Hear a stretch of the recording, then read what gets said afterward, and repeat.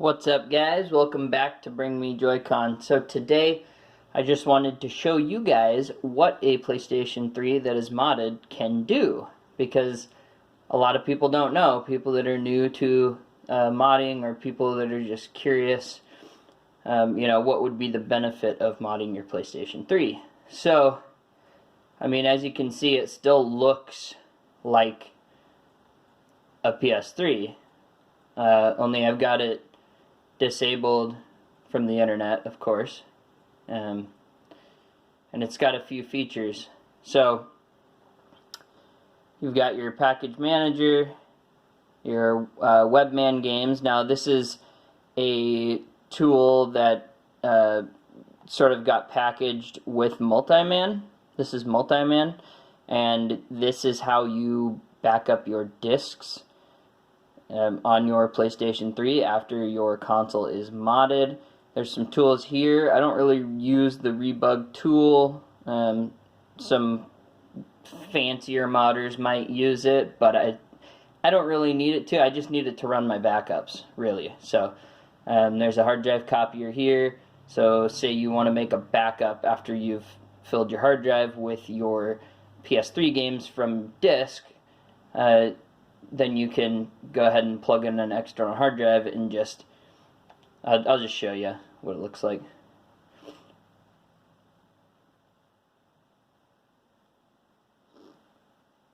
And you can just copy whichever games directly over to your external hard drive.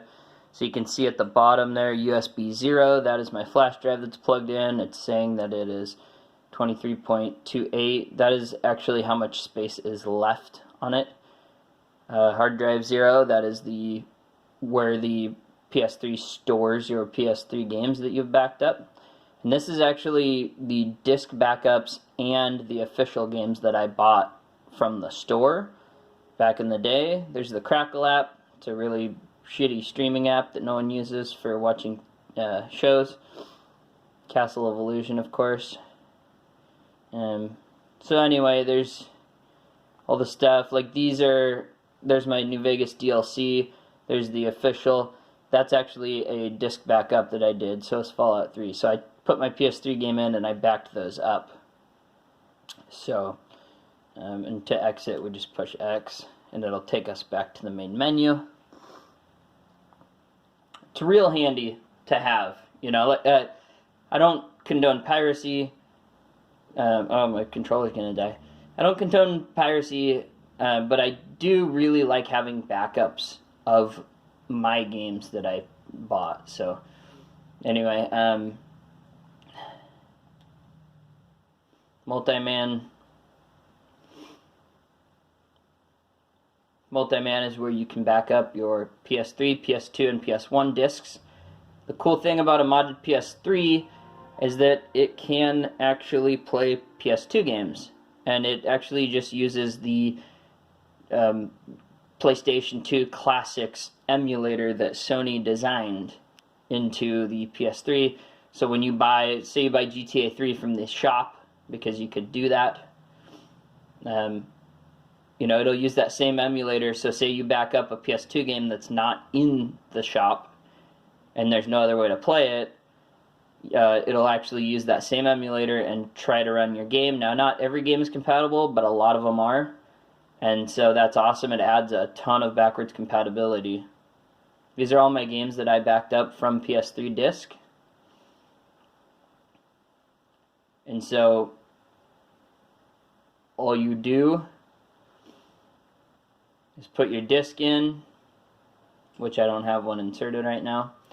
But you can put your disc in, it'll pop up at the top here, and then you would just hit triangle to make an ISO of the game, and it would just back it up right to your hard drive, and then you can play it from there. But what I like to do,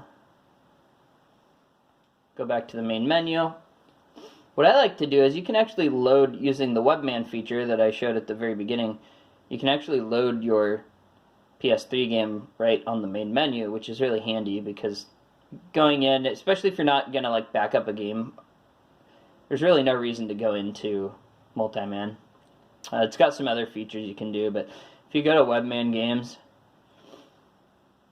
there's your PS3 games. Here's the PS2 games. Some of them don't have artwork, but there's my GTA.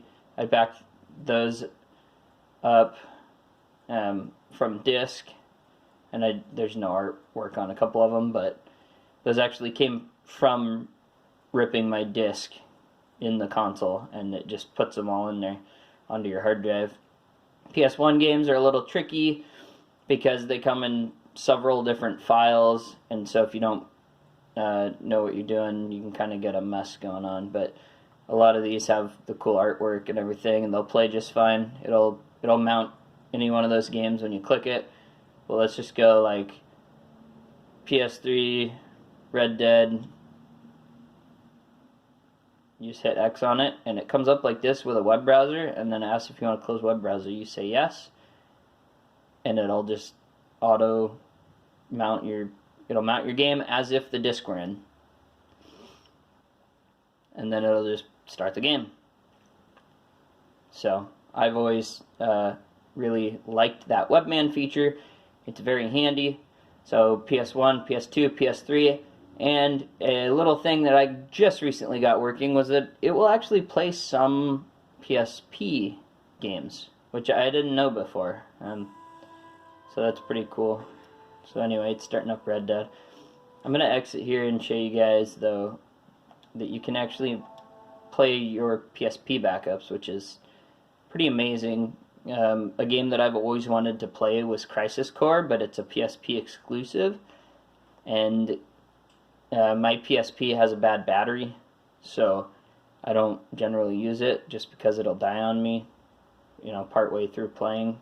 It just doesn't hold a charge like it's supposed to. So anyway, PSP, got GTA, Vice City Stories, and Crisis Core. Same thing, you mount your game, close browser. Now it doesn't actually come up here automatically like if you mounted a PS1, 2, or 3 game. What you do is you go into your tools, and there's the PSP launcher. So it mounts it right there, and then you just hit X on the PSP launcher, and it will open your game right up. And hopefully my controller doesn't die, but there it is. Now, there's a lot of PSP games that don't actually work with this, but there's not many, really, in my opinion, that are amazing. I'm sure there's fun PSP games out there. It's just not really my system. I do like the build quality of a PSP. I think it's a very high quality handheld, much like the original 3DS, how it was heavy and you can tell like they didn't skimp on the plastic, and I do appreciate that. But there's not a lot of PSP I'll be playing. Basically Final Fantasy VII Crisis Core and Daxter, which I don't believe is compatible, unfortunately. But Crisis Core is something I've always wanted to play, and so that's there. Very cool. And then of course you've got your package installs. Now, like I said, I don't condone piracy. You can find package installs, that's what these guys are, as if you bought them from the shop and install them as a package. Now, I bought all these from the shop back when the shop was still open. So, like I said, I didn't pirate any of this stuff. I actually paid for all of these. And, I mean, nowadays you can't really do that. So if you own some of these games, maybe you can find them online just to have a backup on your PS3 so that you don't have to swap discs all the time. But one of my fave games, Sonic Adventure. I love all Sonic Adventures. And as I said before in one of my last videos, the PS3 is the only system that can play every GTA game, which is fantastic. So anyway, I just wanted to show you guys some of what the PS3 can do.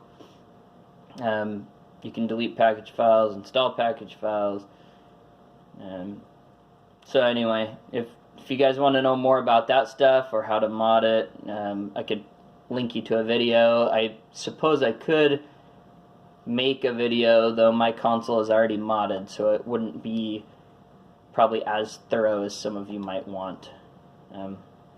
So thought I'd share that with you guys because it seems like you guys want to know more about modding stuff, at least according to my views on my channel. The Switch hacking and similar videos do very, very well. So if that's what you guys want to see, I can do more of that stuff. I set out to just be like a Nintendo Switch YouTuber, but I love console modding. Every one of my consoles is modded, and it's just a lot of fun. I probably spend more time modding my consoles and just tweaking things around than actually playing, with the exception of the Nintendo Switch. Of course, I play a ton of Nintendo Switch. So thank you guys so much for watching. Subscribe to the channel if you have not yet. Follow me on Instagram, Twitter, join the Discord to chit-chat about video games, and follow me on Twitch if you want to. I don't stream there very often, but I think it's just because I'm lazy and I don't want to sit and stream with one viewer. It's not that fun. I did that with YouTube for a long time and barely got any views in the beginning. I mean, not a long time. I've been on here 9 months, but in the beginning, when you have like one viewer, you know, like it's exciting, but at the same time, it's kind of like there's nobody to talk to here. So anyway, follow me on Twitch if you want to, and have a great day.